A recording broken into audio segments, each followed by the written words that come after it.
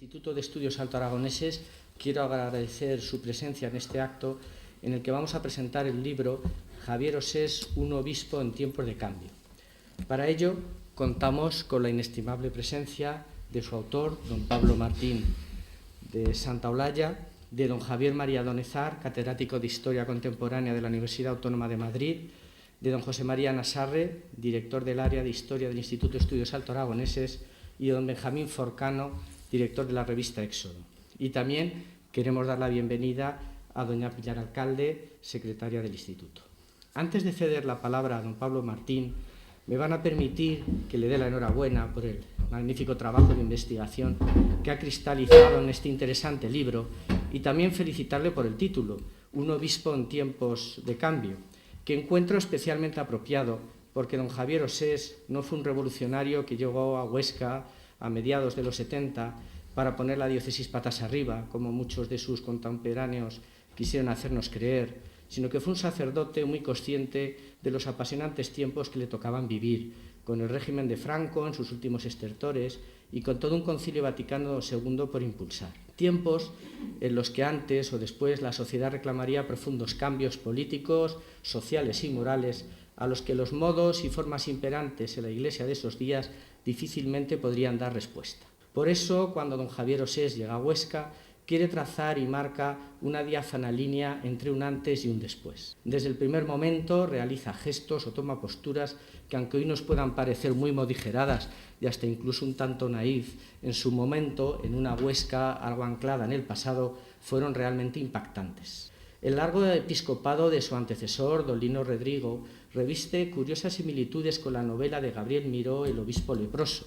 En sus inicios, don Lino y el obispo de la novela ejercen casi como autoridades civiles, y si al personaje de Miró le consultan hasta la conveniencia del baile agarrao o no en el casino, a don Lino tampoco le importó prohibir la famosa película Gilda, lo que motivó masivas peregrinaciones de fieles a los cines de Zaragoza, o mediar en la tasación de la altura de las faldas de las joteras para evitar el escándalo de sus folclóricos calzones. Pero con el paso del tiempo, la enfermedad se ensaña con los dos obispos, tanto como con el real como con el de ficción, y los personajes se van diluyendo, hasta desaparecer en favor de su corte de funcionarios eclesiásticos y de cargos palaciegos. Aunque parezca mentira, yo jamás vi a don Lino Rodrigo en persona, ni siquiera el día de mi confirmación, pero sabía de su existencia por la imponente presencia del Palacio Episcopal enfrente de la catedral, de su coche negro con unos visillos blancos que impedían ver el interior y por sus pastorales que se leían todos los domingos en las iglesias o incluso se publicaban en el periódico Nueva España. En ese vacío dejado por la paulatina desaparición de la vida pública de don Lino Rodrigo, se erigió desde el púlpito de la Basílica de San Lorenzo don Damián Iguácel como pastor de los huérfanos diocesanos a finales de los años 70. Toda la ciudad esperaba saludar más tarde o más temprano a don Damián Iguácel como obispo de Huesca. Por eso sorprendió tanto el nombramiento de don Javier Osés, un navarro al que nadie conocía, y por eso chocó tanto que el nuevo obispo abandonara el SEAT 1500 por un discreto Citroën Diane que él mismo conduciría, o que se fuera a vivir a un modesto piso, o que pasara la Nochebuena a la cárcel acompañando a los presos, o que se estuviera agrias polémicas en la prensa nacional con gentes allegadas a la política. A pesar de que no se le recibió con cariño, sí se le consideró desde el primer momento como una persona inteligente y preparada, y de hecho se pensó que su estancia en Huesca sería breve hasta que fuera llamado a más altas magistraturas. Llamado que nunca se produjo. ¿Por qué don Javier no fue promovido a más altas responsabilidades? Pues bueno, me van a permitir que deje esta pregunta en el aire y yo creo que hoy puede ser un buen día para que don Pablo o alguno de nuestros contertulios pues nos lo puedan aclarar más tarde. Leyendo las documentadas páginas de este libro que tan acertadamente ha escrito don Pablo Martín, podrán constatar cómo don Javier supo ganarse rápidamente el aprecio de los oscenses. También podrán admirar la ingente y comprometida labor pastoral de su fecundo episcopado, desarrollado en los difíciles pero también apasionantes tiempos de cambio de finales del siglo XX. Si don Javier llegó a Huesca despertando pocas simpatías y casi como un ave de paso, después de un fecundo episcopado de más de 30 años, murió en Huesca rodeado del cariño de sus fieles diocesanos y del respeto y la admiración de todos los oscenses. Creo que esto ha sido la mejor prueba de su compromiso. Muchas gracias. Cedo la palabra a don José María Nasarre. Buenas tardes, y al igual que ha hecho Feliciano Llanas, director de la Asociación Cultural Conde de Aranda en Madrid, agradezco su presencia y por mi parte y como representante del Instituto de Estudios Alto Aragoneses les voy a comentar la génesis, el origen de este trabajo, de este libro, que tiene sus antecedentes en el año 2003. El Instituto de Estudios Alto Aragoneses, que depende de la Diputación Provincial de Huesca, cada año convoca unas ayudas de investigación y esta convocatoria se distribuye, llega a todos los centros de investigación histórica y también a todas las universidades, departamentos universitarios, etc. Y al reunirnos, los miembros que tenían que hacer la selección de aquellos que habían acudido a la convocatoria con sus propuestas y trabajos, pues nos sorprendió que un madrileño presentara un proyecto de investigación acerca de una biografía de una persona tan querida en Huesca como era don Javier, y sigue siendo querido, don Javier Osés, obispo, que había fallecido hacía poco. Pues bien, en este caso, la sorpresa, ¿quién será este madrileño? Pero la propuesta de investigación estaba bien documentada, un proyecto bien diseñado, un aval por el catedrático de la Universidad Autónoma de Madrid, Javier Donezar, que le avalaba como investigador. Pues oye, adelante, optamos por él, veremos a ver qué ocurre. Y efectivamente, Pablo Martín de Santa Olalla Saludes, que era quien acudía a esta convocatoria con ese diseño y proyecto de trabajo de investigación sobre la biografía de Javier Osés, se le concedió, pero al poco tiempo, porque él pues recibió otros encargos, otras alternativas, otras propuestas, pues abrió un paréntesis, dejó en suspense ese proyecto de investigación y, de nuevo, en la convocatoria del año 2005, acude a la cita de convocatorias con el mismo proyecto y con el mismo diseño para realizar la biografía de Javier Osés. Naturalmente, es entonces cuando, de nuevo, el Instituto de Estudios Alto Aragoneses, que naturalmente acepta y, por tanto, fundamentalmente se dedica a en la convocatoria y, a su vez, en las ayudas, a premiar o al menos a motivar trabajos relacionados con el Alto Aragón, de nuevo optamos por esta biografía hacia don Javier Osés, que en el plazo de un año, cuando concluye el periodo de entrega del trabajo, pues observamos que se ha convertido en un trabajo verdaderamente científico, bien elaborado, que respondía a los planteamientos inicialmente propuestos, y ese trabajo observamos, y desde el Instituto de Estudios Alto Aragoneses conveníamos con el autor que tendría que convertirse en un libro, porque esta biografía y la persona de don Javier, su trabajo, el cariño que en Huesca tenía, el eco de su pontificado en cantidad de comunidades cristianas fundamentalmente pioneras, vanguardistas, el estilo de vida que él tuvo a lo largo de sus 32 años en Huesca, que en realidad no venció, sino que convenció, tendría que convertirse en un libro. Y efectivamente, es el libro que hoy presentamos que tiene esa trayectoria, ese trabajo donde está el autor a través de un trabajo científico, de un trabajo bien hecho y que resume y refleja el cariño que en Huesca todavía se le tiene y grande, es don Javier, Prueba de ello de que el Ayuntamiento de Huesca, ya en los últimos años de su vida, cuando don Javier estaba enfermo, pues lo proclamó como hijo adoptivo de la ciudad de Huesca, y también el Ayuntamiento, por unanimidad, le dedicó una calle precisamente en un barrio popular donde su placa y, por tanto, su memoria queda reflejado.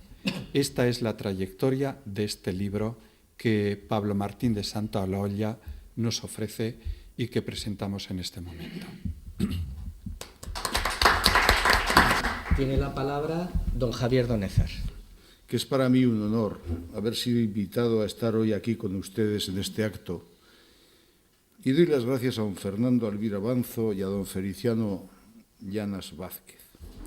En la lápida de la sepultura de don Javier Osés, en la Catedral de Huesca, está escrito: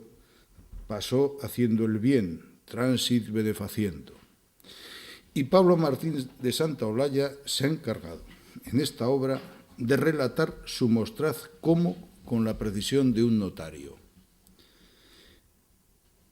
Martín de Santaolalla, al que conozco hace tiempo, es un historiador a la antigua, esto es, rigurosamente sustentado en las fuentes que utiliza, y que con atrevimiento ha optado en estos años por abordar asuntos que en general suelen moverse entre unos límites competencialmente ambiguos, como son los referentes a las relaciones Iglesia-Estado en la segunda mitad del siglo XX. Y señalo esto porque se corre el riesgo siempre en este tipo de trabajos de una posible doble incomprensión. La de los historiadores eclesiásticos, porque un seglar se ha atrevido a diseccionar cuestiones turbulentas, y la incomprensión de los historiadores seglares, por lo mismo. Esta biografía de Monseñor Osés habría que catalogarla entre las que Jesús Pavón calificó de externas, esto es, trazada por líneas exteriores a base de las realidades o cuestiones públicas que el personaje vivió. Pero hay que matizar que la biografía externa no elude tratar otros asuntos como la salud, la vida privada o los pensamientos del personaje, pero el trazado, la línea maestra, atiende a las cuestiones públicas en las que participó el biografiado. Por otra parte, todo estudio que se precie sobre historia de la cultura debe integrar necesariamente el estudio del hecho religioso de los individuos. Y hacerlo no es ni más ni menos que profundizar en la creencia de las personas y ver cómo su influencia dirige o condiciona su actuación en la vida social. En este sentido, don Javier Osés fue un gran protagonista para entender la historia de la Iglesia reciente. El autor, a lo largo del libro, ha sabido perfectamente entrelazar el pensamiento y la acción de don Javier, de modo que al final se concluye que fue un contemplativo en la acción, de acuerdo con Ignacio de Loyola. Por otra parte, y gracias al cariño y el tacto con que va escribiendo las páginas Martín de Santaolalla, podemos ir vislumbrando la personalidad de Osés, sus quereres y sus ilusiones. Quizás alguien pueda decir que el autor no ha entrado en su pensamiento teológico o que no ha profundizado en su carisma, pero considero que tampoco es cosa de exigir a un investigador que se ha comprometido a ordenar los hechos históricos de su personaje dentro de una causalidad que también entienda en comparaciones con la doctrina de un Karl Rahner. Conocí a don Javier Osés muy al principio de los años 60, alto, de muy buena facha, que se dice en Navarra, con el pelo cortado a cepillo y una voz de locutor de radio. Fue de los primeros que se sirvió del Kerman, cuestión nada baladí en esos años. Incidiendo en esto, me acuerdo de verlo andar con una prestancia total por la girola de la Catedral de Pamplona con su esclavina roja de canónigo. Y nos habló de sus tiempos del Gran Seminario de Pamplona, rematado con una gran cruz del arquitecto Eusa, de la Pamplona de los años 40, fría y conventual, pero llena del ardor católico de un Marcelino Laechea y Loizaga, de Juventud de Acción Católica, y del himno que empezaba Juventudes Católicas de España, y de las primeras Javieradas, y de que 3 o 4 años antes, final de los años 50, como conciliario de la Juventud de Acción Católica, había empezado a organizar el nuevo impulso de la JEC, con los primeros universitarios de Humanidades y Derecho del todavía Estudio General de Navarra, luego Universidad de Navarra. Para entender el sustrato de la personalidad de Osés hay que tener también en cuenta que era de Tafalla, o lugar de paso o encuentro entre lo meridional mediterráneo y lo septentrional atlántico, o entre lo boscoso de los Vascones y la agricultura del cereal, de la viña y el olivo, lo cual puede traducirse en una personalidad que se regía por el in medio es virtus, y como navarro por la frase largo en acello y corto en contallo. Leyendo en el libro la relación de atenciones a sus diocesanos de Huesca, de ese estar presente en los pequeños pueblos, en sus fiestas y celebraciones y en sus tristezas, creo poder decir que el leitmotiv de la actuación concreta de Osés fue la atención a las personas, los hombres y las mujeres concretos, porque las veía como imagen y producto de Dios. Al padre Arrupe, estamos celebrando el centenario de su nacimiento, le preguntaron cuál era su hobby y respondió: mi hobby es tratar con los hombres, porque Dios se manifestaba a través de las personas. Y lo mismo podríamos decir de don Javier Osés. Me atrevo a vislumbrar a un Osés como profesor del seminario de Pamplona en esos años 60 del Concilio Vaticano II, asimilando la concepción de la persona desde el humanismo cristiano y explicándola.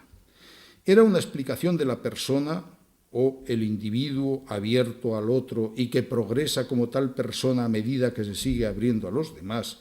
que estaba en estrecha conexión con el pensamiento entonces considerado avanzado y semiperseguido, o por lo menos no visto bien, de un Teilhard de Chardin, de un Delibac, de un Mounier, de un Blondel o Maritain o del mismo Erich Fromm. Y era el concepto de persona cuya dignidad se sustentaba en la libertad que se manifestaba en la encíclica Pacem in Terris de Juan XXIII.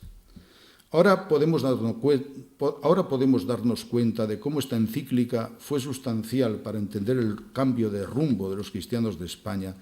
y su salida a la superficie, porque la encíclica consideraba que también era una obligación cristiana participar en la política. Pocos historiadores todavía se han atrevido a evaluar su importancia para entender la inmediata transición, incluida la formación de los primeros partidos políticos, y pocos han examinado el lenguaje de aquellos panfletos marxistas o trotskistas llenos de reminiscencias evangélicas. Por otra parte, las conclusiones del Vaticano II anunciaban una nueva iglesia en todos los sentidos, incluidos sus signos visibles, la nueva liturgia con las nuevas músicas o la adaptación de los templos con su destrozo del patrimonio artístico incorporado. Todo ello tuvo un resultado cuasi devastador en los seminarios y casas de formación del clero regular. En el de Pamplona la movida fue total. Curas obreros, seminaristas vinculados a ETA o que abandonaban los estudios eclesiásticos, curas presos en la cárcel de Zamora, mientras estaban en pleno auge las huelgas de bandas o de Sefanitro en Bilbao o la de Potasas en Navarra. Y Osés pudo ver cómo en su seminario nacía la ORT, la Organización Revolucionaria de Trabajadores. Y con ese bagaje llegó la diócesis de Huesca a una considerada diócesis rural y sin problemas. Y allí se dispuso a poner en práctica el Vaticano II y a hacer la transición del antiguo régimen de la Iglesia al nuevo. Y ello con todas las dichas y desdichas que acumula el dirigente de toda transición por tener que buscar un cauce por el que transcurra sin demasiadas alteraciones lo viejo y lo nuevo. Yo diría que por esforzarse en tal cometido no fue promocionado en el cursus honorum de la Iglesia y con ello salieron ganando sus diocesanos de Huesca. Se propuso desde el primer momento evangelizar o comunicar la buena nueva, y así comenzó a viajar por los pueblos y a relatar a sus diocesanos las novedades de la Iglesia, y a dejar esa Iglesia ensotanada y oscura para dialogar y hacer participar a su clero, conviviendo con él o convocando consejos y asambleas diocesanas. Escribió Ignacio Ellacuría que las nuevas realidades plantean nuevas exigencias, Y decía, no se trata de abandonar el pasado y sostener que cualquier pasado fue peor, pero tampoco se trata de repetir el pasado con pequeñas acomodaciones al presente, como si el presente actual de la humanidad fuera tan solo una pequeña novedad. Pienso que no fue un hombre de izquierdas, como de él se dijo y se ha dicho, no fue ni de izquierdas ni de derechas, sino que amó la justicia como garante de los derechos humanos dentro de la doctrina social de la Iglesia. Y una vez que optó por vivir radicalmente la fe, lanzó la buena nueva de que la Iglesia de Huesca debía de identificarse con los pobres. Por eso, yo diría que más bien fue todo un adelantado. Ese personaje de la historia que por gozar de la confianza del rey, éste le encomendaba conquistar nuevas tierras al frente de un puñado de hombres. Evidentemente, ni el rey sabía dónde le enviaba, ni el adelantado sabía con qué dificultades se iba a encontrar porque todo era nuevo. Y al final, la práctica diaria del adelantado consistía en tener que rectificar continuamente sobre el terreno. De ahí que sus métodos de acción resultaran no pocas veces poco ortodoxos para los ortodoxos detentadores de la doctrina. Osés se encontró con el peligro inicial de ser tachado de ingenuo por los más avezados nada más ponerse manos a la obra. ¿Por qué ese afán de contar continuamente con la gente, de ir relatando diariamente con luz y taquígrafos los concretos pasos de la modernización de la diócesis? Decididamente no eran esos los pasos que más gustaban a la Conferencia Episcopal o a la Curia de Roma. Porque una cosa era la necesidad teórica de un ayornamiento de la Iglesia que los padres conciliares habían defendido, y otra era poner dicho ayornamiento en práctica con rapidez y sin perder tiempo. Para esto último, la Iglesia institucional no estaba preparada o no pretendía ponerse manos a la obra de la noche para la mañana. Osés fue fuerte, mentalmente fuerte. En algunos escritos se vislumbra el cansancio del hombre bueno, porque para ser bueno, además hace falta mucho aguante y un no importar las generales críticas de una sociedad para la que ser bueno es igual a no ser listo o a no enterarse supuestamente de nada. Y además, eso de acabar el día con la íntima satisfacción del deber cumplido está bien, pero no me negarán que resulta mentalmente agotador. Y nada más, me ha alargado un poco, lo que acabo de señalar no son más que unas reflexiones a vuela pluma al hilo de la lectura de este libro que hoy estamos presentando. Creo que es un libro que acerca al lector la humanidad de Monseñor Osés a la vez que la resalta. Doy mi enhorabuena a Pablo Martín de Santolaya y al director del Instituto de Estudios Altoaragoneses y al presidente de la Asociación Cultural Conde de Aranda por haber promovido su publicación. Y muchas gracias.